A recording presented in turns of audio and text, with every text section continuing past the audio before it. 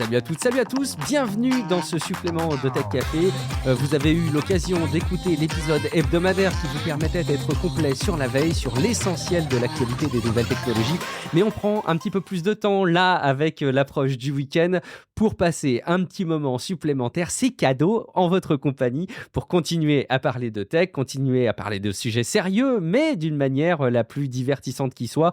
En tout cas, c'est divertissant pour nous de nous retrouver un peu, on va dire, entre copains, autour d'un café ou d'une bière selon les affinités pour parler de nos sujets qui nous sont chers.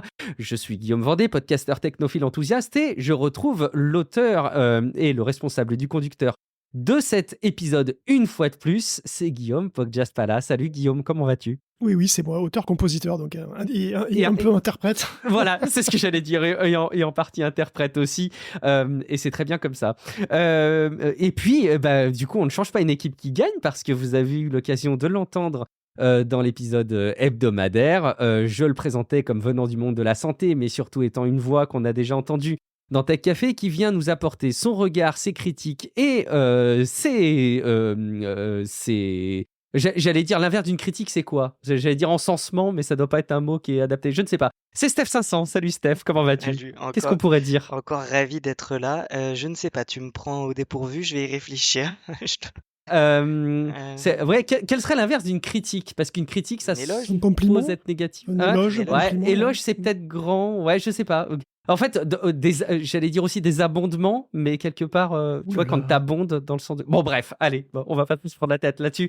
Je vais plutôt vous inviter juste à considérer le fait de lancer votre navigateur là pendant que vous écoutez cet épisode et aller sur patreon.com/techcafé si jamais vous trouvez que ce petit rendez-vous hebdomadaire complété d'un rendez-vous à l'approche du week-end vous fait passer des bons moments et surtout vous fait gagner du temps, vous permet de mieux comprendre ce qui se passe dans le monde de la tech. Je vous invite donc à aller nous soutenir.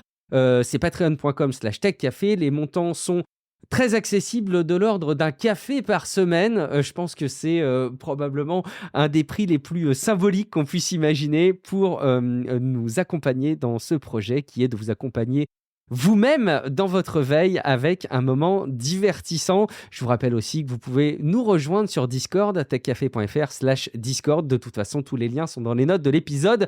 Sans autre forme de procès, on commence par ce sujet, je sais qu'il te tient à cœur, Guillaume. Et puis, j'aime bien qu'on le relaie et qu'on en discute ensemble. C'est les Ignobles. Je le prononce bien ? Je me demande toujours si c'est Ignobles parce qu'il y a le côté ignoble. Enfin, ça joue avec ce jeu de mots, en tout cas, Guillaume. C'est ça, même si souvent je le dis IG Nobel, tout simplement, pour que ce soit plus simple à comprendre. Mais oui, c'est ça, c'est les prix pas Nobel, des recherches les plus bizarres, marrantes, mais pas forcément idiotes, loin de là. Et cette année, il y a même des recherches anciennes qui sont primées, comme celle de Skinner, donc le monsieur de la boîte et du conditionnement, qui lui voulait créer des missiles guidés par des pigeons pendant la guerre. Et alors, il avait même réussi, c'est ça qui était beau. En fait, il avait réussi à dresser des pigeons d'une certaine façon pour qu'ils suivent les signaux lumineux. Et il avait conçu un truc pour mettre des pigeons dans la tête de missile. Et le pigeon, il était drôle. En fait, il y avait 3 pigeons dans la tête de missile. Et selon la manière dont il bougeait, ça modifiait les mouvements du missile. Et comme le pigeon était, il allait vers la lumière qu'on avait dressée pour laquelle on avait dressé à aller, et ben donc il était théoriquement possible d'avoir déjà dans les années 40 quand même un missile guidé vers une cible illuminée. Et ça, c'est quand même extraordinaire. Ça n'a pas marché. Bon, pour une raison étonnante, je veux dire, c'était pas du tout un problème d'éthique, mais ça n'a pas du tout marché. Pauvre pigeon. Et alors, en physique, on a aussi des chercheurs qui ont étudié la capacité motrice d'une truite morte. Alors, c'est pas aussi débile, c'est pas complètement aussi débile que ça en a l'air, parce qu'ils voulaient voir quel était l'effet de la forme du corps de la truite dans un sillage de vortex. Ils voulaient séparer la contribution des mouvements du poisson et juste la forme du poisson elle-même. Et donc, du coup, une truite morte, on est sûr qu'elle va pas bouger, quoi, ça, c'est parfait. Et donc, il y a des trucs vraiment marrants. Par exemple, saviez-vous que si vous lanciez une pièce en l'air, c'est pas du parfait 50-50 pour les deux faces. La phase de départ est légèrement avantagée. C'est-à-dire que quand vous lancez une pièce comme ça avec le pouce, en réalité, vous donnez un petit mouvement de torsion comme ça qui fait qu'il y a un léger biais. Et ce léger biais, il fait qu'il y a, vous avez un tout petit peu plus de chance de voir tomber la face qui était la face initiale, en fait, quand la pièce était sur votre doigt.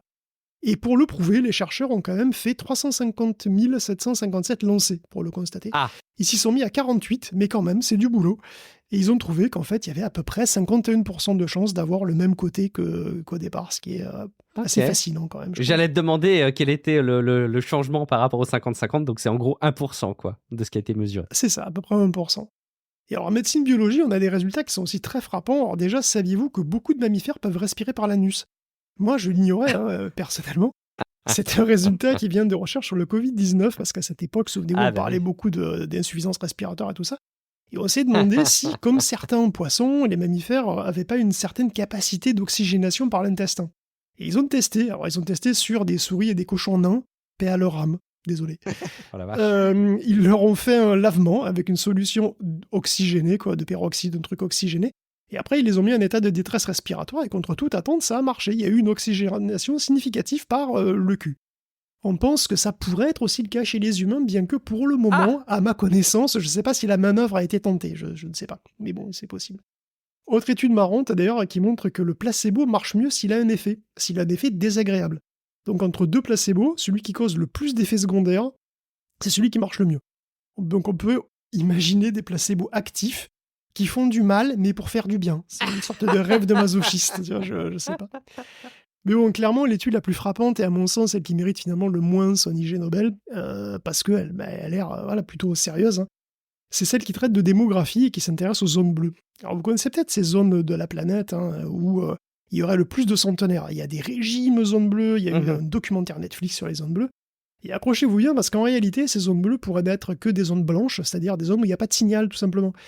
En effet, dans ces zones bleues, il y a une quantité hallucinante d'erreurs de recensement, qui soient intentionnelles ou pas. Par exemple, en Italie, en 97, il y avait 30 000 Italiens morts qui percevaient encore leur retraite. 99% des Costa-Ricains de plus de 99 ans n'avaient pas cet âge en réalité. C'était en l'an 2000. En 2010, 230 000 centenaires japonais étaient imaginaires. Ils avaient mystérieusement disparu. Ils étaient tout simplement morts depuis un moment. Il y aurait des erreurs dans 82% des cas de centenaires au Japon. Seuls 18% des super centenaires auraient un certificat valide au niveau mondial. 18% au niveau mondial. Et les auteurs rajoutent qu'en réalité, pour eux, c'est quand même bizarre cette histoire, parce que les zones bleues, c'est quoi? C'est la Sardaigne, c'est Okinawa, c'est Ikaria, c'est une île de la mer Égée. Et c'est des zones en fait où l'espérance de vie est statistiquement plus faible par rapport au reste du pays auquel ils appartiennent. Et donc ça militerait largement pour qu'en fait il y ait une majorité de fraude. Et c'est vrai que si on s'intéresse à Okinawa, c'est pas exactement comme on l'imagine, c'est pas une île vraiment paradisiaque. En fait, c'est une île qui souffre de beaucoup de pauvreté, beaucoup plus que le Japon lui-même, et ses habitants ont tendance à boire comme des trous. Et du coup, le fait qu'il y ait beaucoup de centenaires à Okinawa, c'est pas si logique que ça finalement. Et donc, peut-être que les zones bleues, c'est juste les zones où il y a le plus de fraude. C'est absolument extraordinaire. J'imagine que c'est des billets qui doivent te parler, Steph, dans les études que tu dois suivre. Génial. J'ai passé un moment incroyable. Tous les ans, moi, c'est Popcorn. J'attends et je me dis, je vais m'éclater. J'ai un faible pour l'IG de chimie, où en fait, ils ont essayé de déterminer comment est-ce qu'ils pouvaient séparer les vers, l'animal, ivre d'un ver sobre. Ils ont utilisé de la chromatographie pour faire ça quand même. C'est juste merveilleux. Ouais, mais comment tu repères les vers qui conduisent en état d'ébriété aussi, Ça, c'est un vrai sujet. Et concernant la respiration anale, je pense qu'il me semble nécessaire de faire une étude en double aveugle sur ce point. Guillaume, est-ce que tu serais volontaire pour ça? Alors pour faire l'expérience ou pour être un sujet, parce que ça pour dépend être un beaucoup sujet. Et c'est sponsorisé par Sony du coup. Voilà. c'est payé une PS5 Pro. C'est ça. C'est ça. Bon, blague à part pour la partie médecine, c'est comme tous les IG, hein, c'est effectivement c'est des études qui semblent loufoques comme ça, mais ça a un réel impact. Je trouve ça hyper intéressant de se dire que effectivement les placebos qui ont un goût atroce ou qui ont des effets secondaires, ils sont en général, ils ont plus d'effets que les placebos neutres. C'est incroyable, quoi. Enfin, c'est. Mais par contre, c'est incroyable, mais je sais pas, une fois qu'on en prend connaissance, finalement, c'est tellement dans la lignée des placebos que bon, j'imagine que ça doit effectivement être assez puissant. Mention spéciale de mon côté pour les zones bleues qui ne sont que peut-être que des biais statistiques ou des erreurs en tout cas des fraudes ou des problèmes d'interprétation. Je trouve ça génial parce que finalement, ça aurait évité peut-être de longues heures d'études sur le plan biologique, scientifique, nutrition, etc. Et bon, si on reprend les données à la base, c'est parfois assez intéressant. Bel enseignement. On continue avec un domaine qui touche un peu au médical, mais évidemment, on est dans Tech Café. Il faut qu'on parle un petit peu des avancées possibles de Neuralink, Guillaume. C'est une toute petite news. Neuralink prépare donc une nouvelle version de son interface qui rendrait la vue aux aveugles, entre guillemets. Alors on ne sait rien du tout en fait, sauf que la FDA considère ça comme une percée, un breakthrough device, et donc cette qualification accélère le traitement des dossiers et éventuellement la commercialisation. Et donc même ceux qui ont perdu l'usage des 2 yeux et du nerf optique pourront voir à nouveau. Ça c'est ce qui est dit par Neuralink. Alors dans une certaine mesure, évidemment ce ne sera pas en 4K j'imagine, donc il y a déjà des appareils qui permettent à des aveugles de voir quelques pixels, mais c'est vraiment, tu vois, si c'est quelques dizaines de pixels, c'est le maximum à ma connaissance, il n'y a vraiment pas beaucoup de trucs là-dessus qui permettent ça permet d'identifier les obstacles, quoi, tu vois, déjà, c'est déjà pas mal, mais bon, voilà, c'est à peu près ça. Donc on a hâte de voir ce que propose Neuralink et de voir si c'est vraiment différent, quoi. Une prouesse technologique après l'installation de Doom dans des aspirateurs, l'installation, Guillaume, de ChatGPT dans une calculatrice. Eh bien oui, là où il y a une volonté, il y a un chemin. C'est vrai pour tout, c'est vrai pour la fin dans le monde, la justice sociale, le porno bloqué sur le PC de papa, ou la triche aux examens, c'est pareil, c'est la même chose. Voyez plutôt ce YouTuber qui s'appelle Chromalock, il est allé jusqu'à modifier une TI-84, donc une calculatrice Texas Instruments, de lycée, typiquement pour avoir ChatGPT dessus, entre autres. Alors comment il a fait? Peut-on, en septembre 2024, faire tourner un LLM sur une Texas Instruments? Non, faut pas déconner. Mais c'est presque aussi fou, il a installé le Wi-Fi sur sa Texas avec un microcontrôleur et un mini-récepteur qu'il a tout caché dans la coque d'une machine tout à fait normale, donc c'est absolument invisible. Tout a été modifié pour pouvoir se connecter au réseau et télécharger et lancer des apps. Et en fait, le dispositif, techniquement, se comporte comme une autre TI-84, parce que, du point de vue de la calculatrice, parce que les TI-84, comme beaucoup d'autres calculatrices, ont une liaison série et elles peuvent échanger des données donc, avec d'autres TI-84. Et en fait, c'est ce port-là qui est hacké, quoi, quelque part, et on lui fait croire qu'il y a une autre TI-84. En fait, elle discute en Wi-Fi avec vos deux serveurs, quoi. Et donc, il y a une connectivité série virtuelle qui permet de transférer absolument tout ce qu'on veut. Donc, on peut avoir des pompes à foison, et pourquoi pas, si vous avez vraiment envie de discuter avec ChatGPT avec un clavier de TI-84, eh ben, vous pouvez. Je rassure néanmoins les profs qui nous écoutent, il est beaucoup plus compliqué de modifier sa TI-84 que d'apprendre son cours. Il faudra dire ça aux élèves aussi, parce que c'est pas... Et donc voilà, c'est quand même assez fou, ça me rappelle un petit peu ce gars qui a voulu faire tourner Linux sur un Intel 4004 de 1971. Écoute, il prend 5 jours à booter. Après un certain niveau, c'est une démarche artistique, c'est un truc de fou, cette histoire. C'est réel, il y a vraiment un mec qui a pris un Intel 84, qui est, je le rappelle, le premier microprocesseur de l'histoire. Donc Intel 4004, qui était en 4 bits, c'est pour ça qu'il s'appelle 4004, il fallait tout faire sur des blocs de 4 bits. C'était une puce qui a été utilisée pour des calculatrices à l'époque. Et en fait, Linux ne peut pas booter sur un 4004, ce n'est pas possible. Donc le mec, il a fait un émulateur R3000, c'est-à-dire un émulateur d'un autre processeur plus puissant sur le 4004. Il a booté Linux sur le R3000 virtuel dont l'émulateur tournait sur le 4004. Donc c'est une performance c'est une performance de niveau artistique à ce niveau-là, c'est quand même extraordinaire. Il y a une espèce d'inception en plus dans le comportement des processeurs, c'est très beau. Une belle prouesse et ça mettait vraiment 3 jours à booter, non? Non, ça mettait 5 jours à booter. 5 jours à booter quand même. Oui, Ouais, et après ça arrivait sur le terminal et puis tu pouvais après tu pouvais lancer des commandes. Et puis tu revenais la semaine d'après voir tu faisais LS et tu reviens la semaine d'après, t'as la liste. Ah c'est ça, LS et puis là t'attends. Ouais, c'est excellent. Très bien, c'est effectivement une belle prouesse, c'est artistique. L'étude du langage, Guillaume, qui pourrait à l'avenir, et peut-être même plus tôt qu'on ne le pense, être pénalisée par l'avancée des intelligences artificielles génératives. C'est WordFrek qui est un projet qui, comme il le dit lui-même, qui évalue la fréquence des mots, la fréquence de l'usage des mots en fonction du temps et en 40 langues. Alors en gros, il faisait des stats sur Internet, sur Wikipédia et puis sur un petit peu plein de trucs, et là vous dites sûrement que c'est exactement ce que font les LLM. Eh ben c'est vrai, et d'ailleurs WordFrek jette l'éponge. Alors pas parce que depuis 2 ans finalement, alors c'est vrai qu'il y a toujours eu il y avait déjà du spam, il y avait déjà des textes de mauvaise qualité, mais pour le responsable, avant on arrivait un peu à faire la différence entre les spams et les textes qui sont peu pourris et le reste, quoi. Alors que là, avec les LLM, on n'arrive plus à différencier le texte qui est issu des chatbots, le texte artificiel du texte réel, quoi. Et du coup, l'IA générative va polluer les données. Et du coup, le slop fausse les statistiques, et le projet est plus viable. Elle ajoute qu'aujourd'hui, il devient presque impossible de faire d'ailleurs de l'étude du langage sans faire aussi des modèles de langage de l'IA générative, parce que le pognon passe, le pognon passe intégralement dans l'IA générative, et ça la saoule. Bon, c'est une considération scientifique, mais effectivement, c'est sûrement vrai. Donc le slop a déjà tué WordFreak. J'en profite pour glisser rapidement une bonne nouvelle quand même. À propos du slop, la FTC aux États-Unis vient de passer une mesure pour punir les sites qui publient de fausses revues, des faux avis, des faux best-of, surtout n'importe quoi. Vous voyez certainement, c'est pas très difficile de trouver ça avec Google.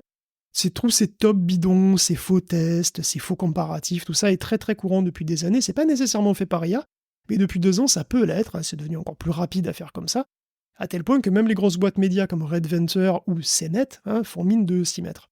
Donc en gros, tous les sites de slop dont la seule raison d'être est de faire de la pub cachée ou d'afficher de la pub, tout simplement, pourront être attaqués et pourront être redevables d'une amende de 51 000 $ par violation. Donc espérons que ça dissuade. On peut rêver, écoute, c'est déjà au début. On continue avec les études autour des LLM, Guillaume. Oui, Alibaba vient de sortir une nouvelle version de Qwen, la 2.5, et elle tabasse. Alors, avant de parler des résultats mirobolants de tous les tests, de tous les benchmarks, tout ça, une question que je me suis posée depuis le début, depuis longtemps, parce que c'est la version 2.5, donc c'est un petit moment, c'est qu'est-ce que ça veut dire Qwen? Parce que, voilà, Oui. je sais pas ce que ça veut dire, moi. Eh ben, c'est pas si évident, parce que quand tu parles pas chinois, comme c'est mon cas, et que t'as pas non plus les idéogrammes, du coup, t'es paumé, parce que tu sais que le chinois... T'as pas demandé à mon fils? Eh ben, il aurait peut-être eu du mal. Niveau 5e, hein. Niveau 5e, Chinois, niveau 5e. Allez, Ouais. vas-y, demande-lui.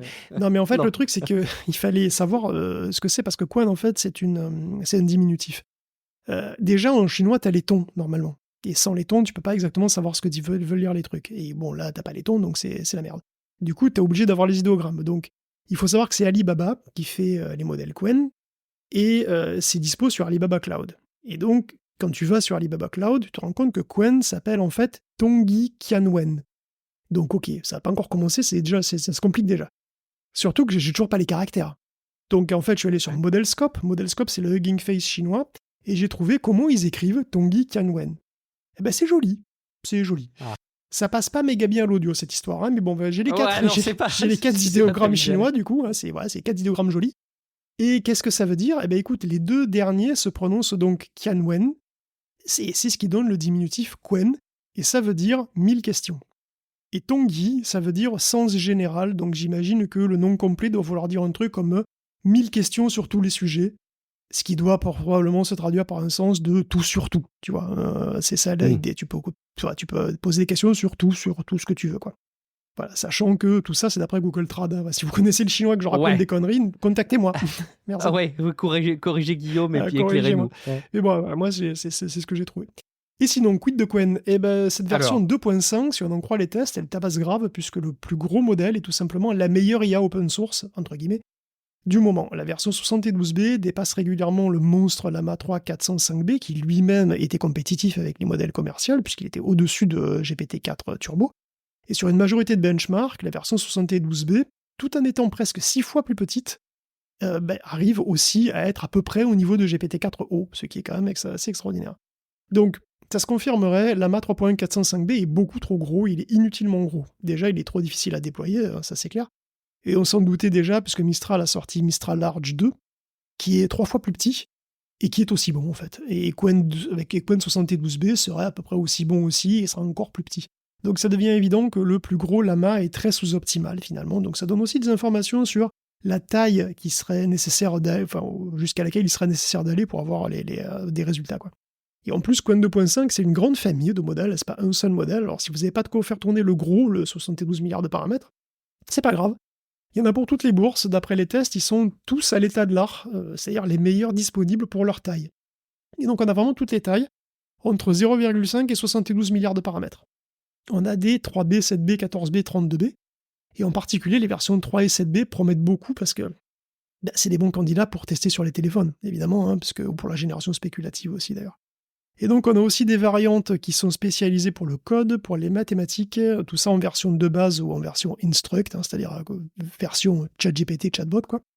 Et donc on se rend compte que les Chinois ont toujours été très présents dans le monde des modèles de langage, en particulier donc les open weights. Alors tout ça c'est en Apache 2, je crois, Donc c'est en plus une licence très libre. Et les Qwen ont toujours été plutôt bons. Il y avait les Yi aussi, puis il y a les GLM qui sont pas mal. Donc vraiment, les Chinois sont très compétitifs. Avec la dernière version là, donc les derniers Qwen, les Chinois pourraient carrément prendre la tête de la course en réalité des modèles open source, qui sont souvent américains jusqu'ici, et aussi français, ouais, cocorico quand même. Et c'est quand même assez impressionnant quand on sait que les Chinois n'ont pas accès aux dernières puces. Il faut voir que Llama, il entraîne, les Llama de Meta, Meta, il entraîne ses modèles Llama sur des H100, sur les toutes dernières puces de Nvidia, des puces dont les Chinois ne disposent pas.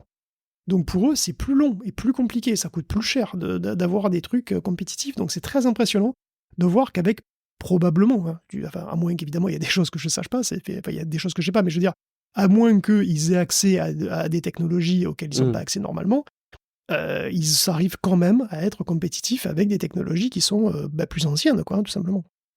Chapeau bas, bravo. Il y a une course qui continue en tout cas et on va continuer à suivre les évolutions. On va regarder un petit peu aussi les avancées du côté, alors quoi, de la sculpture 3D des images, c'est ça, à la base de texte et d'images et ça de génère des modèles 3D. Il me semble qu'on a déjà entendu parler de ça, mais il y a probablement quelque chose qui m'échappe à ce stade, Guillaume. Oui, générer des modèles 3D à partir d'images, c'est un objectif qui est partagé par beaucoup d'acteurs et Stability AI en particulier fait ce genre de truc. Les résultats sont pas forcément toujours merveilleux et en fait c'est assez normal parce que il y a quand même beaucoup moins d'informations sur une image de base, sur une information que dans un modèle en 3D, il faut déduire beaucoup de choses. Et puis souvent les modèles sont pas très fins et puis parfois il y a des incohérences là où l'information manque. C'est une fatalité si on s'en tient strictement à une seule image. Mais on peut aussi rajouter des vues, ou bien, comme avec Phidias, on peut rajouter un modèle 3D de référence. Alors vous allez me dire, mais ok, t'es gentil mec, si j'ai un modèle 3D déjà, ça sert à quoi d'avoir une génération 3D? Le truc, c'est que ce modèle 3D-là, c'est pas le modèle 3D final. C'est un modèle qui va être très simple, très schématique, et qui sert qu'à donner une idée à Phidias de ce que vous voulez globalement, ce que vous voulez à quoi ça ressemble. Donc vous prenez une image qui est en bonne qualité, c'est vraiment le modèle, et après vous donnez donc un truc très schématique. Ça peut être que 2 cubes, ça peut être plus détaillé selon les besoins. Vous pouvez avoir, si vous voulez par exemple une locomotive, vous pouvez avoir, vous pouvez faire ça avec des formes simples, un cube, un cylindre, quelques trucs. Et puis après, vous donnez ça au modèle, et le modèle va s'inspirer des deux, à la fois de l'image et du modèle 3D, pour faire un modèle qui sera totalement différent du schéma que vous avez donné, qui sera beaucoup plus détaillé, conforme à l'image, et qui sera d'ailleurs texturé avec les bonnes couleurs, etc. Et c'est un modèle qui peut aussi aller plus loin que ça, et qui peut d'ailleurs partir d'une description de texte, donc il peut faire du texte tout 3D, aussi à plus du image 3D, et il peut aussi générer des variantes. Ça, c'est assez marrant, je crois que c'est une première. Vous donnez un modèle 3D, un vrai modèle 3D complet cette fois, que vous avez déjà, et lui, il va en faire des variations sous forme de génération, c'est-à-dire il va, comme si quand vous faites du image to image, il va vous donner une image, il va vous donner des variantes de cette image qu'il va régénérer, qui va y ressembler mais qui sera un peu différente. Là, il va faire exactement la même chose, mais avec des modèles 3D, il va redéduire une variante en 3D du modèle que vous lui avez donné. Donc c'est une sorte de 3D tout 3D, comme on faisait du image to image. Encore plus fort, il peut faire de l'in-painting 3D, c'est-à-dire qu'il peut compléter un modèle 3D qui serait coupé ou auquel il manquerait un morceau. Vous pouvez penser à la Vénus de Milo qui retrouverait des bras, tout simplement, mais des bras qui seraient dans la position qui serait donnée par une image guide, tout simplement. Donc l'approche, c'est globalement d'avoir un modèle de diffusion qui est entraîné à travailler sur plein de points de vue simultanément. Donc ces multivues, elles vont servir à faire le pont avec les modèles 3D et à générer les modèles 3D comme ça. Et les résultats sont pas mauvais, il y a certains modèles comme le robot par exemple qui affichent des détails assez fins, donc c'est un générateur 3D qui a l'air suffisamment robuste, et c'est une technique qui a l'air en tout cas suffisamment robuste pour commencer à aider en production, et donc je pense que les outils 3D pour la prod, pour la génération, pour jeux vidéo, ce que vous voulez, ça se rapproche à grands pas, quoi. Pour les jeux vidéo, je vois bien l'usage, quoi. Franchement, il faut regarder le papier et surtout les exemples qu'ils ont donnés sur le papier, mais c'est assez impressionnant. Je trouve que ça peut vraiment aider. Ouais, parce que pour générer beaucoup de volume et de variations et des éléments. Et oui, on a besoin de trucs qui sont pas forcément, tu sais, dans les décors, on a besoin forcément d'objets qui sont pas super, donc on regarde pas forcément de très près. Et puis la possibilité de faire des variantes aussi, ça peut être super pour ajouter de la variété aux environnements gratos, quoi. Ça peut être pas mal. Tout à fait. Bravo, ça avance bien. Un câble, Guillaume. Alors, explique-nous bien. C'est un câble, c'est ça, mais qui est un appareil qui est inspiré du corps humain, il faut pas y voir une analogie, encore une fois, entre les réseaux de neurones et les neurones humains. Hein. Tu sais, on a eu des critiques là-dessus. Mais est-ce qu'il y a quand même pas plus de parallèles à faire là-dessus, Guillaume? Bah oui, alors c'est une étude qui est parue dans Nature et qui nous vient du laboratoire Livermore en Californie, et qui pourrait bien avoir des répercussions profondes quand même en microélectronique et au-delà. Hein.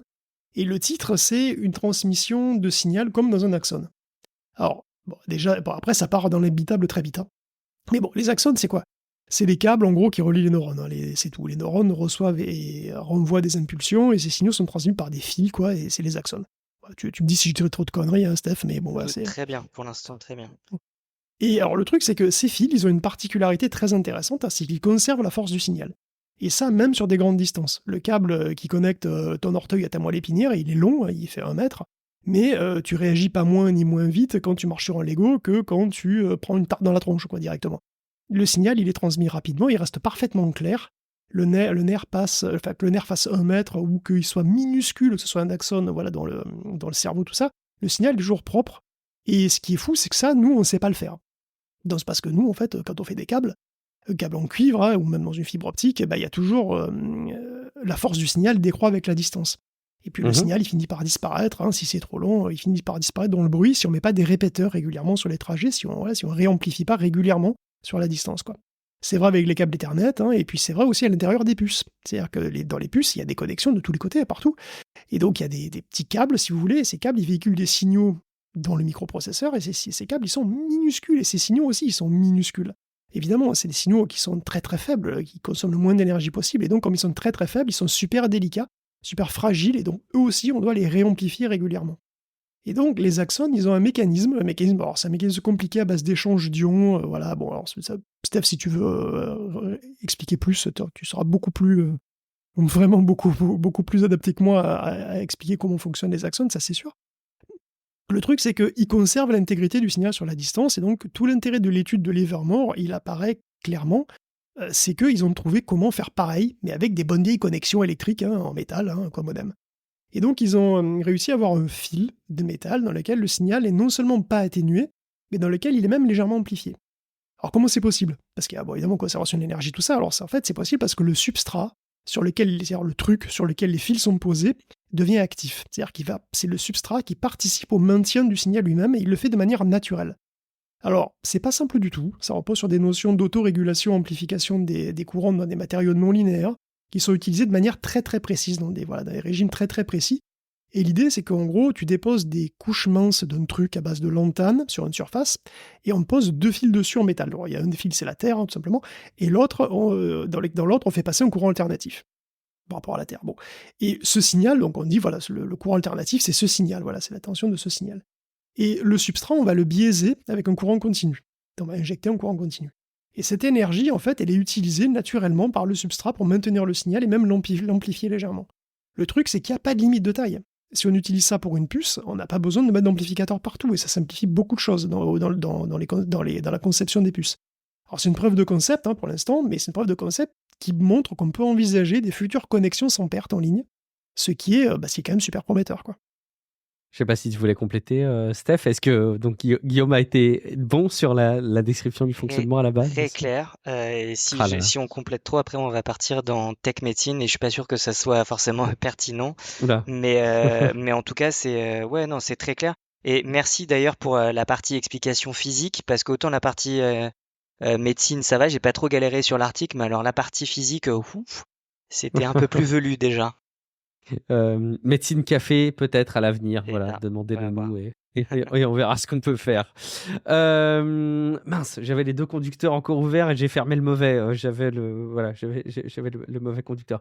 Je reprends avec un sujet brûlant, mais c'est un peu ironique évidemment, mais ça pourrait avoir des vrais avantages à l'avenir parce que c'est évidemment des catastrophes qui vont se multiplier. C'est Google qui serait en train de nous trouver des solutions pour mieux détecter les incendies, Guillaume.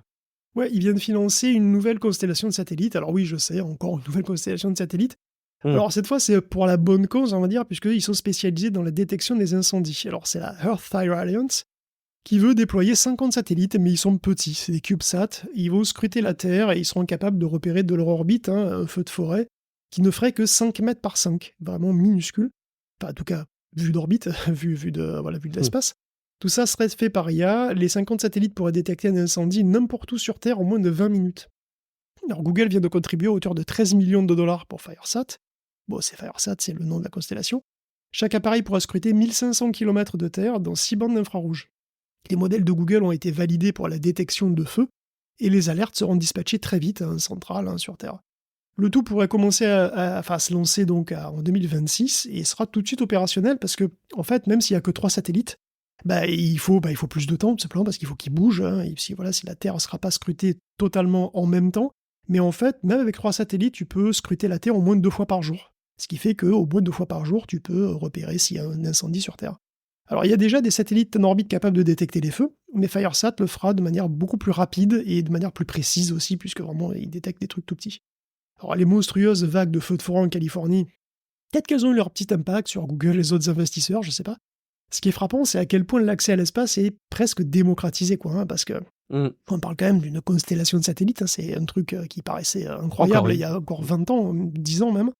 Et là, on parle même pas de milliards de dollars d'investissement, on envisage une constellation complète, et c'est quelques dizaines de millions, c'est beaucoup évidemment, mais c'est incroyable. Mais il faut dire aussi qu'une Falcon 9, c'est à peine $6 000 le kilo de fret spatial. Ce qui est vraiment très peu finalement. Ça devient hyper accessible et ça permet quand même des belles choses, modulo évidemment la pollution qu'il y a autour de notre planète avec plein de trucs qui tournent beaucoup trop maintenant. Mais bon, c'est là encore un signe des temps. Des répercussions dans le domaine de la recherche et des sciences, si je dis pas de bêtises, Guillaume, avec l'éviction de la Russie, c'est ça ? Oui, une news triste en passant, le CERN va virer ses scientifiques russes. Alors le CERN, c'est le vénérable laboratoire de physique des particules, qui est pas loin de Genève, avec son gros accélérateur. C'est traditionnellement un lieu totalement cosmopolite et international. La physique fondamentale n'a pas de frontières, ça n'a pas d'objet, quoi. Enfin, elle n'avait pas, jusqu'en 2023, où le CERN a décidé de cesser sa coopération avec la Russie, suite aux événements, évidemment, qu'on connaît. En novembre 2024, tous les scientifiques russes devront avoir quitté les lieux. Voilà, on comprend très bien vu le contexte, mais c'est quand même triste et ça me rappelle douloureusement que on n'est plus dans les années 90, voilà. Et l'ISS va bientôt crever.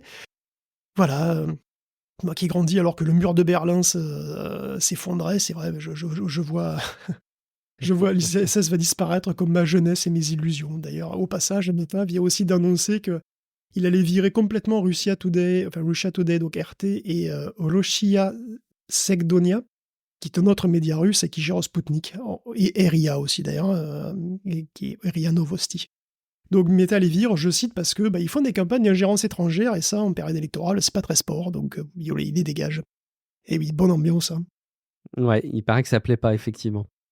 On continue, Guillaume, après des sujets rattachés au domaine de la science, tu continues à nous déployer les infos qui sont intéressantes à creuser cette semaine avec cette histoire assez rocambolesque quelque part. Doit-on s'inquiéter pour le patrimoine musical des supports qui, en fait, comme plein d'autres supports, mais commenceraient à rendre l'âme, c'est ça ? Oui, entre autres. On parlait des années 90 juste avant, des temps anciens, tu sais, où la mondialisation semblait inarrêtable et tout ça. Dans ces années-là, on faisait déjà de la musique et on avait déjà des disques durs. Et donc, on mettait de la musique dessus. 30 ans plus tard, des fois, on cherche même à récupérer des morceaux d'époque pour les remasteriser, par exemple, pour faire encore du fric avec. Sauf que dans 20% des cas, le disque est mort, même s'il est en parfait état par ailleurs. 20% des cas. Et ouais, okay. C'est Iron Mountain qui le révèle, une boîte qui fait de l'archivage, et qui fait aussi la destruction de disques d'ailleurs. Et d'après eux, si un disque tourne et que les plateaux sont pas endommagés, ça roule, ils pourront le lire toujours, ça va, mais souvent, c'est pas le cas. L'industrie musicale se retrouve avec pas mal de disques durs morts et de données définitivement perdues. Et c'est pas la seule, évidemment, même si cette nouvelle, en fait, est arrivée parce que, voilà, c'était des boîtes de musique qui voulaient récupérer des trucs, mais bon, voilà, apparemment, c'est une fatalité, quoi. Des disques durs qui ont 30 ans, il y a eu une chance sur 5 qu'ils soient morts. Et en réalité, aucun médium n'est durable à l'échelle de plusieurs décennies. Les disquettes se démagnétisent assez facilement, elles sont fragiles. Les CD, les DVD, c'est en plastique, ils peuvent s'opacifier, ils peuvent se déformer. En fait, parfois, ça se déforme très légèrement et ça suffit à les rendre illisibles. Or, quand on les met dans des boîtes, on force un petit peu pour les mettre dedans, et des fois, rien que cette torsion, ça peut les rendre illisibles sur la durée. Les disques durs, ça pète, et même Google, qui a fait une étude à très grande échelle dans ses propres clouds, Ne sait pas exactement pourquoi. Il a fait pas mal de statistiques, il n'a pas réussi à relier ça, par exemple, à des problèmes de température, de chauffe, etc. Mhm. Et ce qu'il a surtout constaté, c'est que la durée de vie était souvent beaucoup plus courte qu'annoncée par les fabricants. Donc il n'y a qu'une seule solution, copier et recopier régulièrement ces données sur des nouveaux disques tout beaux, tout neufs. Oui, il me semblait qu'on avait parlé quand même de solutions de stockage côté Amazon à long terme, etc., qui peuvent être des solutions quand Il y a même, des si je dis pas de solutions bêtises. particulières, des solutions gravées sur certains types de disques, gravées sur des solutions minérales et tout, mais c'est Mhm. marginal. Ça coûte extrêmement cher, c'est Mhm. marginal. Pour le grand public, malheureusement, il n'y a pas des masses de solutions vraiment super pérennes, en fait. J'ai vu que ça avait une durée de vie jusqu'à 5000 ans, c'est ça? Ce qui prévoit de verre sur la gravure sur verre ou il me Alors, semble. il y a des possibilités de graver sur verre, il y a des possibilités de stockage ADN, il y a des possibilités de stockage dans des cristaux, enfin, il y a plein de possibilités qui sont un peu exotiques comme ça et qui promettent énormément. Et peut-être que c'est vrai d'ailleurs, bon, voilà, a priori, c'est beaucoup plus stable, si tu veux, que ce qu'on a. Le seul problème, c'est que c'est pas accessible au commun des mortels, quoi, tout simplement. Donc, Mhm. pour nous, ouais, je sais pas si, enfin, moi, je pense pas que un particulier puisse ne serait-ce que demander, si tu veux, à graver sur du verre, et puis après, il faut le lecteur pour aller avec. D'ailleurs, c'est un autre problème, c'est que ils ont constaté ça avec les bandes magnétiques. Les bandes magnétiques, c'est des stockages qui sont relativement stables et qui sont de grande capacité, qui sont beaucoup utilisés. Mais le problème, c'est que les standards se succèdent et à un moment donné, c'est plus compatible. Et donc, il y a aussi les problèmes de compatibilité matérielle et logicielle. Enfin, moi, c'est tout un bordel. Des pubs YouTube, Guillaume, ça va pas s'arrêter de sitôt, hein. Les abonnements premium d'ailleurs hein, sont présentés comme étant en forte hausse, enfin en hausse, en tout cas dans plusieurs pays d'Europe, si je dis pas de bêtises. Et peut-être qu'il va falloir justifier ces abonnements premium qui Je augmentent sais parce pas que vous, les mais pubs vont augmenter. moi, YouTube, j'ai du mal. Hein, en Ah bah, version normale, j'ai beaucoup de mal. Hein. version pub, c'est inutilisable. C'est... Moi, Vas-y. je suis devenu premium sur YouTube et si je devais choisir un abonnement à arrêter, ça ferait partie des derniers, avec celui de Tech Café, bien sûr, hein, on est d'accord. Oh, Oh, merci beaucoup. c'est gentil. Mais celui-là, enfin, c'est inutilisable, hein, Je suis, je suis assez d'accord avec toi. Au-delà du divertissement, il y a vraiment plein de trucs qui sont super intéressants sur YouTube. Et il y a cette richesse de contenu et de renouvellement qui est assez dingue. C'est une part de divertissement hyper importante pour moi. Et j'avoue, hein, effectivement, je suis en premium et je ne pourrais plus maintenant revenir en arrière. La différence de prix au passage entre du premium et du premium famille est tellement ridicule, je trouve, pour en faire profiter plusieurs personnes. Vraiment, ça pose question et la pub devient tellement pénible. Et donc, nouvelle illustration de cette pénibilité, Guillaume? Ben oui, parce qu'il y a des pubs dans la vidéo, hein, les youtubeurs font fréquemment d'ailleurs des promotions commerciales eux-mêmes en plus, puis il y a Ouais. ces pubs non skippables régulières, et désormais, quand tu vas mettre en pause ta vidéo, à n'importe quel moment, tu mets en pause, boum, t'as une nouvelle pub qui prend un tiers de l'écran, quoi. Alors YouTube trouve ça moins invasif, j'aime beaucoup l'idée. Alors, est-ce que c'est donnant-donnant? C'est-à-dire, est-ce qu'on aura moins de pubs par ailleurs, puisque la pause devient du temps de cerveau Ah, rentabilisé? peut-être, YouTube le confirme absolument pas. Donc je parierais mais c'est vraiment sûr pas que non. dessus. Voilà, Bah on non. va dire ça, c'est pratiquement sûr que non.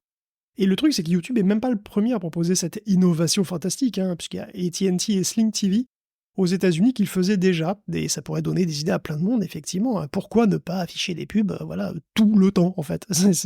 Bah oui, pourquoi? Ah là là, au secours, J'aurais des au actionnaires en face secours. de moi, j'aurais une plateforme vidéo, je le ferais, hein, perso. Et je ne remplacerai pas les vidéos d'avant par celle-ci, parce qu'il n'y y aurait pas de raison de le faire. On parlait un peu D'ailleurs, de mère nature. excusez-moi si je peux me Oui, Steph. permettre, il y a une application que je vous recommande vivement si vous êtes sur Android TV, qui s'appelle SmartTube, qui est un fork de YouTube du coup, mais qui est open source. Il y a aucune pub et surtout il y a un système, alors j'ai oublié le nom, mais je vais vous le retrouver. C'est un espèce de système participatif dans lequel chaque personne peut dire si du coup le créateur est en train de faire de la pub déguisée sur place pour ses propres produits et ça permet de les sauter. Ça permet de sauter directement les segments.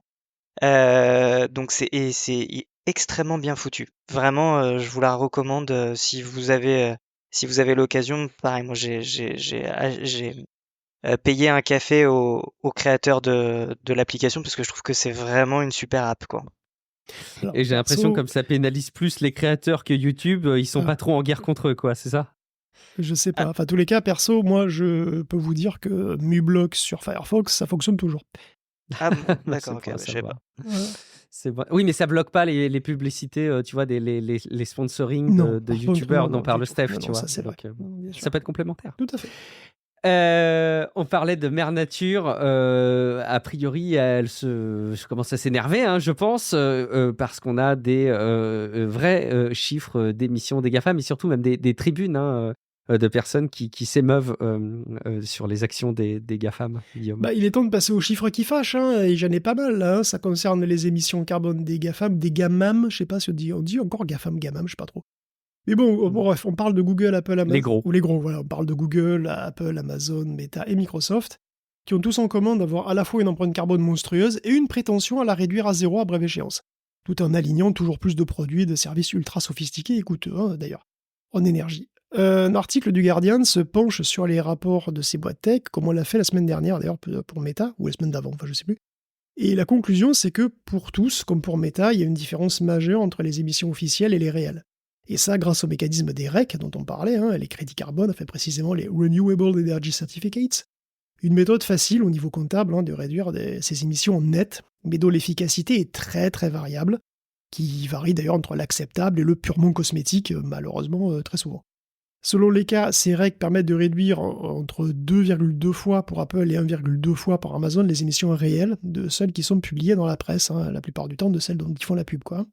Alors si Amazon semble le moins maquiller ses chiffres, c'est de lui qui a de très très loin la plus grosse empreinte carbone, 80 millions de tonnes en 2023, contre 20 pour Google par exemple, et presque 40 pour Apple.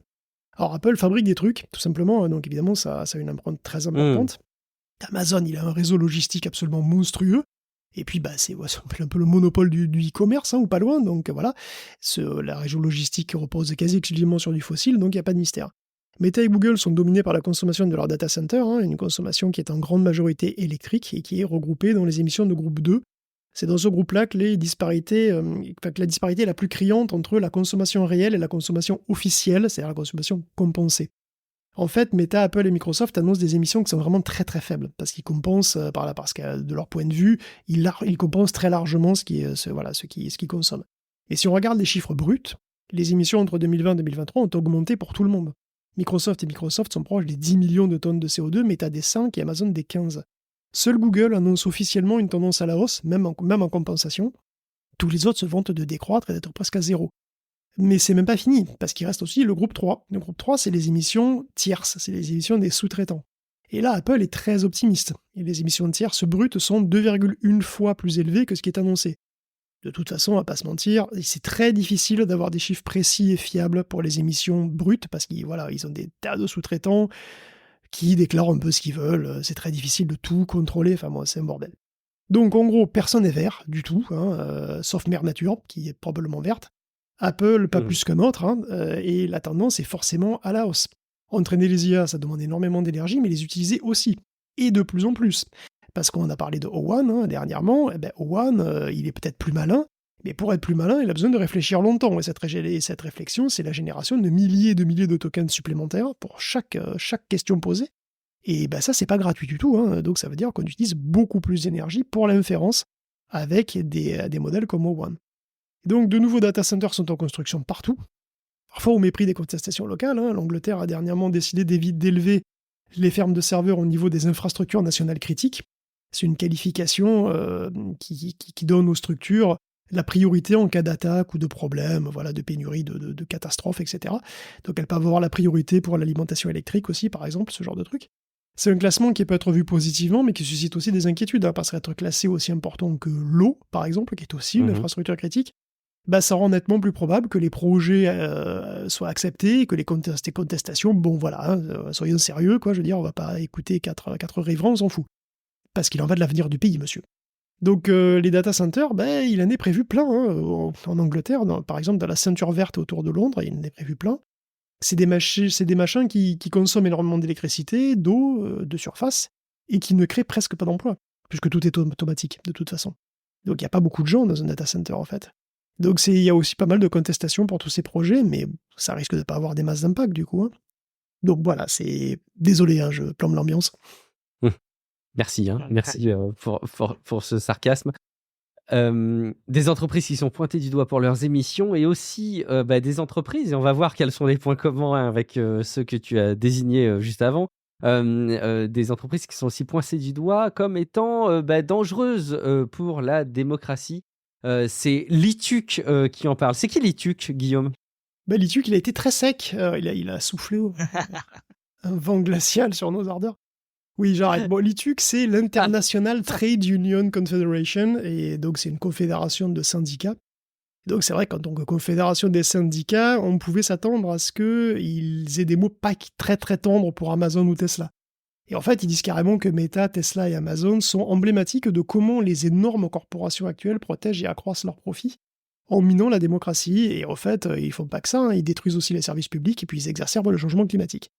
Alors en cause, c'est les actions antisyndicales bien connues et documentées de ces boîtes, surtout dans le cas d'Amazon et Tesla, pas assez connues, mais aussi leurs efforts de lobbying intenses et expansifs pour modeler les régulations et les politiques à leur avantage. Parfois en poussant des politiques très à droite, voire à l'extrême droite. On rappelle quand même que Musk a pris fait et cause pour Donald Trump au passage quand même. Donc pour l'ITUC, Amazon c'est même le number one en ce qui concerne la menace pour la démocratie, faible salaire, pratiques antisyndicales, agressives, monopole sur le e-commerce, évasion fiscale massive, émissions carbone monstrueuses, et effectivement, lobbying intense à Washington comme en Europe. Je rappelle qu'en Europe, ils ont été tellement lourds que le Parlement européen les a virés. Il a viré les lobbyistes Amazon tellement. Non, je t'ai plus, Meta, lui, il est pointé parce qu'il est quasiment aussi puissant qu'un pays entier, avec son milliard d'utilisateurs plus. Il possède un pouvoir de tracking et d'influence démesuré, et puis évidemment, ils font un peu ce qu'ils veulent. Quant à Tesla, on est un petit peu sur le même registre qu'Amazon, mais évidemment, il y a le panache d'Elon Musk en prime. Notez bien que rien de tout ça n'est faux. Je ne dis pas que tout ça c'est faux, c'est ce que dit l'ITUC, je dis pas. Si ces trois exemples sont emblématiques, par contre, évidemment, ils sont loin d'être les seuls à faire ce genre de truc. Ils sont aidés aussi par des très gros intérêts financiers, comme Blackstone, Vanguard Group, ExxonMobil. On pourrait citer aussi des grosses compagnies pétrolières et minières, etc. Donc, en gros, l'ITUC constate un truc qui est quand même assez évident, c'est qu'on vit dans un roman cyberpunk. Voilà, reste à savoir lequel, et reste à savoir aussi la fin qu'on veut écrire. Vu les premières pages que j'ai déjà lues, ça pourrait finir mal. On continue avec Larry Ellison, le CEO d'Oracle. Guillaume, qu'est-ce qui lui arrive à notre Larry Ellison?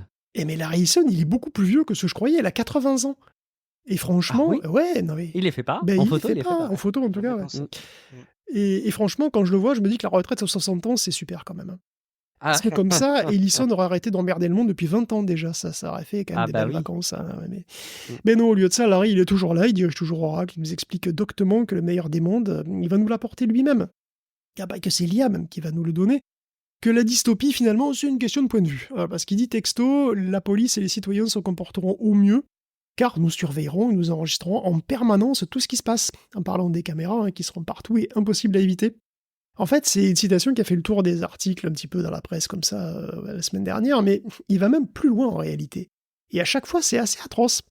Par exemple, il parle des écoles. Sous-entendu des fusillades dans les écoles. Oui, parce qu'on est aux États-Unis, vous savez, il y a ce genre de truc. Réduire l'accès aux armes à feu? Non, mais tu rigoles. Foutre des caméras partout avec des IA qui scannent tout H24, ça oui. Pour les flics, des caméras qui coûtent rien et qui se mettent absolument partout, qui enregistrent tout le temps, et qu'on ne peut pas éteindre, même quand les flics vont pisser, ça c'est bon.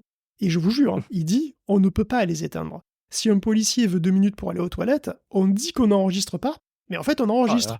Sauf que personne peut voir ça, sauf si un juge le demande dans un procès. Donc effectivement, ils enregistrent. La vidéo est quand même transférée chez Oracle. Et pour les civils, c'est pareil. Caméras partout, les voitures ont des caméras qui peuvent devenir des caméras de surveillance. Les IA scannent tout le temps. Elles alertent dès qu'elles voient un truc suspect. Donc personne ne va faire de conneries. Et puis il continue en disant qu'ils ont des drones. Des drones qui voient tout. Des incendies aux fuites de gangsters en voiture. Le gangster il fuit en voiture, il peut y aller. Le drone il va le suivre peinard. Il n'y a pas besoin de prendre les trucs en chasse comme des cow-boys. Le drone il suit, c'est bon. Donc caméra partout, surveillance partout, drone partout. Donc le rêve de Larry Ellison, c'est quoi? C'est City 17. Voilà, c'est Half-Life 2. Peut-être sans les aliens, et encore. Et le plus génial dans tout ça, c'est que tout ça, ça existe déjà. Que c'est déjà comme ça. Tout existe déjà. Et à moins que j'ai raté quelque chose d'important, ça n'a pas éradiqué le crime. Dans les écoles américaines, on a déjà expérimenté les caméras, les détecteurs de métaux. Ils sont tellement désespérés de toute façon qu'ils ont même évoqué, Axon a évoqué, même pour être précis, des drones équipés de tasers qui patrouilleraient dans les lycées et qui taseraient les mecs suspects. Fabuleux. C'est l'avenir. Ben voilà. Et en dehors de ça, les grandes villes regorgent déjà de caméras. Les petites commencent à s'équiper. La surveillance automatisée a commencé dans certains coins, d'ailleurs on en avait parlé, dans certaines petites villes des États-Unis. La Chine a déjà en place pas mal de trucs, et quand même ils sont plutôt en pointe sur le sujet. Il y a reconnaissance faciale, lecture des plaques d'immatriculation automatisée, etc.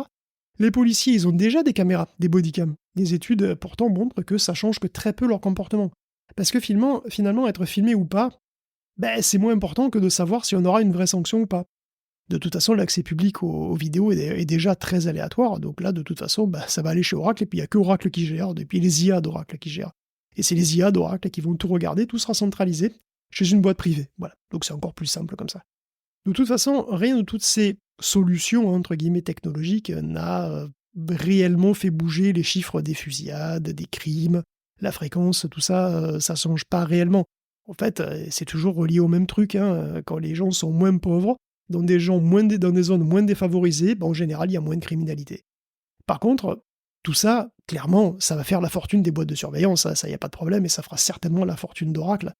Et ça, évidemment, c'est tout ce qui compte. Bienvenue à Cité 17. C'est vraiment réjouissant.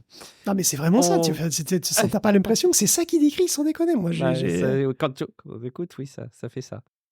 On parlait de Mère Nature, qui est évidemment en étroite collaboration avec Apple. En attendant, Apple, ils sont aussi en étroite collaboration avec Mère Patrie, Guillaume. Oui, avec la Mère Patrie. Ça fait très russe, ça. Mais bon, pourtant, c'est ça. Parlons un petit peu de composants quand même pour se remettre de toutes ces émotions négatives, là, parlons de trucs sympas. Donc Apple va partiellement rentrer à la Mère Patrie pour fabriquer une partie de ses puces, parce que ça y est, enfin, l'usine de TSMC en Arizona, dont la construction a commencé en 2020, est parée pour lui produire de jolies petites puces toutes toniques, des petites A16, donc une petite série d'iPhone 14 Pro va donc être équipée de puces Made in America. Et je pense que c'est jamais arrivé, voilà, tout simplement, donc c'est quand même historique. Ils vont commencer doucement. La production de masse devra arriver au premier trimestre 2025. Les puces seront donc en N4P, c'est-à-dire pareil qu'à Taïwan. Même tarif, même perf, même caractéristiques. Enfin, même tarif, sans doute pas d'ailleurs, mais ça, j'ai pas les prix. Le rendement sera un peu moins bon pour l'instant. Donc du coup, les prix sont sans doute plus élevés au passage. Mais bon, ça va se résoudre assez vite, donc il faudra voir comment ça marche. L'oncle Sam veut des puces produites sur son sol le plus possible, pour éviter d'avoir à se soucier de la situation complexe et volatile à Taïwan. Et il a mis la main au portefeuille pour ça quand même, puisque c'est 12 milliards de subventions en 2020 pour démarrer les travaux, et 6 milliards 6 supplémentaires pour TSMC via le CHIPS Act. Et d'ailleurs que TSMC veut construire encore 2 autres usines en Arizona, ce qui va faire au total 20 000 emplois pour la construction, puis après 6 000 pour le fonctionnement des usines, quoi. Eh ben, c'est une belle évolution. Est-ce que ce sera une aussi belle évolution pour Intel ? Les rumeurs sont terribles pour Intel en ce moment. Il est question de rachat. Bon, alors attention, n'allez pas imaginer que demain Qualcomm va signer un ordre de rachat pour Intel. Malgré tout, ça semble compliqué en ce moment, Guillaume. On parlait d'Intel qui est tout malheureux, je pense, d'avoir raté le juteux contrat pour la PS6. Cette semaine, c'est vrai que les nouvelles sont un peu plus sympas, puisqu'il vient quand même de sécuriser 2 gros contrats qui, on l'espère, vont tenir Qualcomm à distance, parce qu'effectivement, tu as raison, Qualcomm, il a l'instinct du vautour, il sent la bête malade, la gazelle chétive, et donc il commence à tourner autour comme ça, tu sais, c'est vrai, je vois. Alors, faut voir que ça vient d'une source anonyme qui a révélé au Wall Street Journal que Qualcomm avait contacté Intel en vue d'une possible acquisition. C'est une information à prendre avec des pincettes, des gants et un masque FFP2. Parce que j'avais cru comprendre que c'était peut-être quelque chose d'extrapolé par rapport à des rachats de parties quelque part. Exactement. Enfin, bon. C'est très vague. Et en fait, c'est pas forcément Qualcomm qui rachète tout Intel. Ça peut être un bout, on ne sait pas. C'est vrai que Qualcomm a une capitalisation boursière qui est bien supérieure à Intel en ce moment, mais il n'a pas tant de cash que ça en réserve non plus. Et puis ça serait compliqué. Il y a des accords de licence entre AMD, Intel, tout ça. Qualcomm pourrait être intéressé par un morceau. On avait parlé un temps, début septembre, de la division design PC et client, par exemple. Alors, ce qui concerne... Bon, tout ça, c'est pas sûr. Voilà, tout ça, c'est vraiment... Bon, c'est à voir. En ce qui concerne le sûr, ce qui est apparemment sonnant et trébuchant, c'est qu'Intel a signé un contrat de 3 milliards avec le gouvernement américain pour créer une enclave sécurisée, qui n'a rien à voir avec le sous-système des puces Apple, qui s'appelle aussi Secure Enclave. Mais non, cette Secure Enclave-là, ça veut tout simplement dire que l'armée va pouvoir produire ses puces chez Intel, sur le sol américain, et uniquement par de bons Américains, voilà, patriotes. Et on ne sait pas plus, puisque c'est secret défense, et plus significatif peut-être encore que ce gros contrat-là, même si on n'a pas de chiffres précis, pour le coup, c'est la collaboration avec Amazon. Puisque Intel va customiser ses futurs Xeon 6, donc ceux qui seront en Intel 3 qui est une version raffinée d'Intel 4, qui elle-même succède à Intel 7. Donc Intel 3 n'est pas techniquement du 3 nanomètres. On a dit plein de fois que ce sont des appellations commerciales, tout ça. Mais bon, voilà, c'est les générations successives de raffinement chez Intel. C'est ce qui vient juste avant le 18A. Mais bref, les Xeon sont des processeurs donc, pour serveurs, et donc Amazon, et AWS en l'occurrence, et donc un énorme client, et donc c'est un débouché majeur pour les Xeon 6. Ces fameux Xeon qui existent en 2 variantes, comme on l'avait expliqué il y a quelques temps, bon, on va pas revenir dessus, mais voilà, c'est un gros coup. On ne sait pas ce que demande spécifiquement Amazon, puisqu'il veut des puces un petit peu personnalisées. Peut-être qu'il veut plus de puissance, peut-être qu'il veut des puces surtout un petit peu moins chères. Parce que bon, quand on a la taille d'Amazon, on a droit à du sur-mesure, faut pas, évidemment. Et encore mieux peut-être, Amazon et Intel vont co-développer des puces pour l'IA en Intel 18A. Donc ce 18A, ce fameux process sur lequel Intel mise vraiment très gros, puisque ce sera un process qui serait compétitif avec TSMC. Donc il reviendrait sur le devant de la scène et il deviendrait surtout une alternative crédible aux Taïwanais pour à peu près tout le monde. Et donc ce serait un énorme tournant. On peut imaginer qu'il a donc au moins un très gros client donc, pour ses usines Intel Foundries, d'autant que le communiqué de presse promet aussi une collaboration durable qui pourrait s'étendre sur les futurs process, en particulier sur le 14A. Donc Intel a aussi annoncé que les diverses parties, que ces divers bouts-là, seraient désormais des filiales largement indépendantes. Donc Intel Foundries, c'est officiel, il aura un livre de compte totalement séparé d'Intel, comme Altera en fait, qui est vraiment une entité indépendante, même si ça appartient à Intel. Et ça veut dire aussi que les usines pourront lever des fonds auprès d'investisseurs indépendamment. Donc, en gros, c'est une nouvelle manière de pouvoir lever des fonds indépendamment d'Intel. Bon, s'il y a des gens qui veulent plus investir dans les fonderies, dans les usines, dans la fabrication, mais pas forcément dans le design, ils pourront, etc. Bon, voilà. Intel a récemment réduit la voilure, en plus des licenciements, je veux dire. Il a mis en pause pas mal de projets, en Allemagne et en Pologne notamment. Amazon pourrait donc mettre le pied à l'étrier des Intel Foundries, c'est-à-dire des usines Intel. C'est un début. Bon, évidemment, ça suffira pas. Il va falloir que les process fassent leurs preuves et que ils gagnent la confiance d'un petit peu tout le monde. Mais bon, c'est quand même une bonne nouvelle, on va dire. Excellent. On va conclure. Oui, Steph. Ça me laisse pantois quand même. Enfin, c'est Intel quoi. Moi, je sais que j'ai grandi avec. Moi aussi. Pour moi, c'est too big to fail quoi. Enfin, j'arrive même pas à croire qu'on puisse envisager le fait que ça puisse être acheté potentiellement quoi, ou que ça puisse carrément faire faillite. Enfin, je sais pas ce que vous en pensez, mais ça frappe. Tu as raison dans une certaine mesure, c'est too big to fail parce que c'est trop stratégique et que les États-Unis ne laisseront pas Intel faire faillite. Je pense pas, c'est pas possible. C'est un trop gros, si tu veux, ça a trop d'importance stratégique, c'est trop important pour la souveraineté du pays. Et donc, à mon avis, pour l'instant, c'est pas, ils ont eu beaucoup de subventions via le CHIPS Act et tout, mais bon, voilà, parmi d'autres. Mais à mon avis, ils sauveront Intel quoi qu'il en coûte. C'est-à-dire qu'Intel va jamais partir. Je pense qu'il y aura un quoi qu'il en coûte pour Intel parce que c'est trop important. Après, moi je suis comme toi. Intel en danger, sans déconner. C'est fou. Mais il faut voir aussi qu'Intel, quand même, ils sont quand même reposés sur leur laurier comme des gros porcs pendant une dizaine d'années. Il y a quand même eu... ils sont restés au 4... C'est les développeurs de Minecraft qui étaient là. non, mais sans déconner. Souvenez-vous du 14 nanomètres. Le 14 nanomètres, il a duré quoi ? Il a duré 5-6 ans, je ne sais même plus. Ils sont restés en 14 nanomètres pendant combien d'années ? Et à force de ne pas sortir, de ne pas innover, ils se sont fait distancer. Maintenant, on sait à quel point c'est compliqué de revenir, quoi. Et là, ils rament. C'est pas gagné pour Intel, mais effectivement, oui, c'est trop stratégique. Alors après, un rachat par un Américain, des mouvements comme ça, oui, probablement, et à l'avenir, si jamais les choses ne changent pas. On termine cette rubrique, mais aussi cet épisode supplément, parce qu'il y a un appareil qui semble avoir attiré ton regard, Guillaume. C'est un pliant, mais pas un simple pliant livre ou flip ou fold, mais ça va plus loin. Bon, oui, on parlait...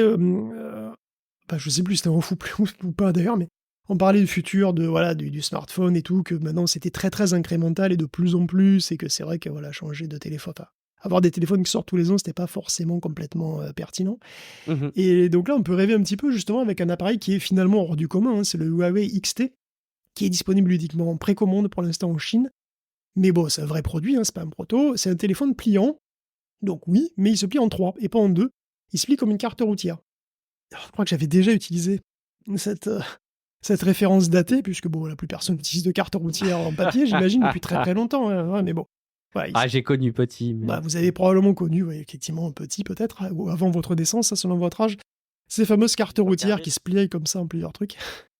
Et donc, on se retrouve avec une machine qui est très modulaire, hein, qui peut être donc utilisée de plein de façons, en téléphone simple, donc tout replié, comme un téléphone normal, ou déplié en double, comme un Galaxy Fold, et utilisé en vertical, avec potentiellement donc un tiers de l'appareil qui sert de pied, donc vous pouvez comme ça le laisser... voilà, il a un socle, quoi, un pied, tout, ouais, quand il est un truc replié comme ça. Ou alors, évidemment, bah, vous pouvez le déplier en entier, et puis ça devient une tablette 16/9 de 10 pouces quand même.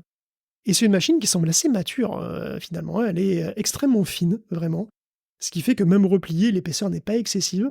Elle est dotée d'une batterie ultra fine de 1 mm d'épaisseur, ce qui est un record probablement, parce que les batteries en général, c'est vraiment pas 1 mm d'épaisseur, je connais pas de batterie qui soit aussi fine. Et qui offre pourtant une grosse capacité, je crois, de 36 000 mAh, il me semble. Donc c'est vraiment, vraiment important, quoi. Bah, c'est normal, hein, évidemment, puisque avec un écran de cette taille, c'est aussi normal qu'il y ait une grosse capacité. Les applications s'adaptent naturellement à toutes les positions, l'OS est modifié pour que tout soit transparent, l'écran fait vraiment 3 fois celui d'un iPhone, hein. Et donc vous avez vraiment 3 téléphones pour le prix de 4. C'est une super affaire, hein, parce que le ticket d'entrée c'est quand même 2600 balles, et ça monte à plus de 3000 balles avec plus de stockage. On est évidemment sur les très très haut de gamme, mais il y a un engouement en Chine, donc pour l'instant, pour ce format. Et c'est quand même impressionnant surtout de voir Huawei, qui est quand même un constructeur blacklisté au niveau mondial, qu'on annonçait moribond, revenir avec ce genre de machine et damer le pion même à un Samsung. Hein. Samsung qui a plein de protos, c'est vrai, mais qui n'a pas de produit vraiment fini équivalent à ce truc-là. En tout cas, pas encore. Ils sont sur le coup, mais bon, pour l'instant, c'est Huawei qui est le premier. Donc c'est assez marrant. Alors, est-ce que c'est, à votre avis, voilà, le futur du téléphone, le futur de la tablette? Est-ce que c'est les deux, monsieur? Alors, Messieurs, regarde, qu'en pensez-vous? moi je ne dirais qu'un seul mot, shut up and take my money. C'est tout, ça s'arrête T'es là. fan. C'est un truc incroyable. Tu vois, enfin, moi je mets ça en parallèle avec ce qu'on disait tout à l'heure sur Intel. Je trouve le miroir assez flagrant avec avec Apple là. Tu vois, enfin, qu'Intel est un peu en lien avec Apple dans le sens où tu vois on le voit sur leur dernière, on en parlait tout à l'heure, sur leur dernière implémentation là de l'iPhone 16. Ça fait plus du tout rêver, quoi. Enfin, on parle d'un bouton qui sert à prendre des photos. Quand on le met en parallèle de ça, on voit bien que Apple, il est vraiment en phase d'attentisme complet, alors que Huawei, enfin, ils ont fait un truc qui est remarquable, hein. Mm. Franchement, faut regarder juste la vidéo de ce produit.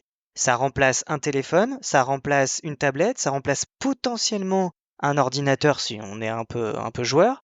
Moi, je trouve que, honnêtement, alors ça coûte horriblement cher, hein, je pourrais jamais me permettre ce genre de truc, mais si c'est vraiment démocratisé, s'ils arrivent à le mettre, je pense même sous la barre des 2000, même 1500, ils vont en vendre comme des petits pains, quoi. On remplace 3 appareils avec ça, hein. Eh ben, je suis plus mitigé. Je trouve ça génial. Je suis sûr qu'à très long terme, c'est probablement quelque chose qui va se démocratiser, qui deviendra probablement la norme. Mais à ce stade, je peux pas m'empêcher de trouver ça chiant. Et je ne me vois pas remplacer un smartphone bien plat, bien classique, que je mets dans la poche, je le sors, je le vois, je le range, par ce type d'appareil. Je suis sûr que c'est une direction de l'innovation vers laquelle on ira, et quand ça arrivera, que ce sera démocratisé pour tout le monde à des prix plutôt accessibles, j'en serais ravi. Le prix aujourd'hui pour moi est clairement rédhibitoire pour ce type d'avantage produit, ça tu le dis. Mais alors par contre, je vais être très honnête, hein, qu'est-ce que je rêverais de l'avoir entre les mains pendant une semaine pour m'amuser avec. Mais bien sûr, mais évidemment, Mais tu vois, pour évidemment. rebondir sur ce que tu disais, en fait, finalement, il se comporte vraiment comme un téléphone lambda. Mmh. Et en fait, tu peux décider de le Oui, déplier ou oui, pas, tu effectivement, vois. Mais tu n'es donc, pas en fait, obligé de dépendre du pliage et du dépliage, exact. Mais enfin, tu as quand même une fragilité supplémentaire. bien sûr. Tu vois, moi, je suis vraiment team smartphone. Compte tenu du prix que je peux y mettre, j'y mets 3 coques, 8 protections verres, et je mets de la mousse autour. Et donc, je ne vois pas comment je pourrais être serein avec ce type d'appareil. avec la fragilité que ça amène, quoi. Mais bon, je suis convaincu que ça va aller dans le bon sens et que l'innovation permettra à ce qu'on en bénéficie tous. Bah, c'est vrai qu'il y a un côté... Moi, je suis team Android et je suis team Android d'occasion. Donc, je mets jamais beaucoup d'argent dans des téléphones, mais j'essaie d'avoir toujours des bons rapports qualité-prix. Et donc, je suis souvent sur Le Bon Coin. Et donc, sur Le Bon Coin, il m'arrive, pour m'amuser, de chercher des Galaxy Fold. Des Galaxy Fold d'occasion. Excellent. Et je dois avouer que ça m'a pas rendu très optimiste sur la durabilité de ces appareils. T'en as pas vu à des prix normaux et avec des qualités fiables, quoi. Enfin, des Le états truc, c'est fiables. que les Galaxy Fold, bon, bah, il y a eu déjà plusieurs itérations, mais enfin, c'est pas si vieux que ça, tu vois. Et tu peux trouver des Galaxy Fold qui ont 3 ans ou 2 ans et qui sont, enfin, dont tu vois clairement qu'il y a eu une usure vraiment sévère sur certaines parties. Il y a très souvent des écrans qui sont endommagés. Alors, évidemment, peut-être que sinon, les gens, ils les gardent, tu vois, ils les mettent sur Le Bon Coin aussi, peut-être, voilà, s'il y a un biais toujours. Mais tu sens quand même qu'il y a une fragilité qui reste sur ces appareils-là. Alors, ça va être pareil, et pas forcément pire d'ailleurs, si tu plies en 3 plutôt qu'en 2, ça sera juste, voilà, il y aura une pliure de plus, donc voilà, une fragilité de plus, mais globalement, ça sera la même chose. Mais tu sens que pour l'instant, en tout cas, les premières générations de Fold, elles vieillissent pas très très bien de ce que je peux en voir sur le second marché, ça malheureusement... Aïe, aïe, aïe. À suivre, on Même verra. si peut-être perso, on fera un rétro. je suis comme Steph, si je pouvais avoir ce type oui, si je pouvais avoir un téléphone comme ça, ouais, enfin je veux dire à un prix correct évidemment, parce que moi non plus je peux pas mettre 3000 balles dans un téléphone, faut pas déconner. Mais si je pouvais avoir un téléphone comme ça, oui, ça me conviendrait, je pense très bien. Mais bon, voilà. Entre le prix, la durabilité, tout ça, il y a encore pas mal de chemin, je pense, à parcourir malheureusement. On est en bonne voie. On regarde ça de près, tous ensemble, et on en parlera dans des épisodes de Tech Café dans 10 ans. Et on dira, mais oui, tu te rappelles, c'est enfin là, les IA génératifs, ce n'était qu'une hype, ou au contraire, on sera complètement vissé à nos chatbots mais oui, hyper intelligents. Faites-nous des dons de crypto sur Patreon. Ah bah oui, on n'attend que ça, J'ai envie de dire, il suffit juste de revendre les 3 PS5 Pro qu'on avait achetés. Ouais. C'est bon, on peut se l'acheter. Édition collector, effectivement. Exact. À choisir. Ça marche. Merci infiniment Guillaume pour la préparation de cet épisode. Merci à toi Steph de nous avoir accompagnés pour cette semaine de Tech Café. Je vous rappelle que si vous trouvez que Tech Café remplit une vocation de vous informer et puis de vous divertir et que son format est unique, que vous considérez qu'il n'y a pas d'équivalent et que ça vous manquerait si Tech Café n'était pas là, je vous invite à nous soutenir sur techcafé.fr, pas sur patreon.com/techcafé, il commence à être tard, donc patreon.com/techcafé, vous aurez toutes les infos avec des participations que vous pouvez plafonner, que vous pouvez suspendre à tout moment et qui vous permettent d'accéder à un flux pour écouter les épisodes sans la pub.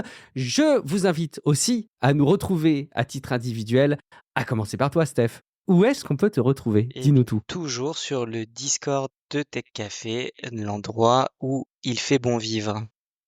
Merci Steph, j'y suis bien trop peu, mais je sais que j'arriverai à l'avenir à consacrer dans une autre vie plus de temps à interagir avec vous, je vous le promets. Guillaume, où est-ce qu'on peut te retrouver ? Une autre vie, tu veux dire à la retraite ou Oh, peut-être, ou dans une autre dimension, tu vois, on va savoir.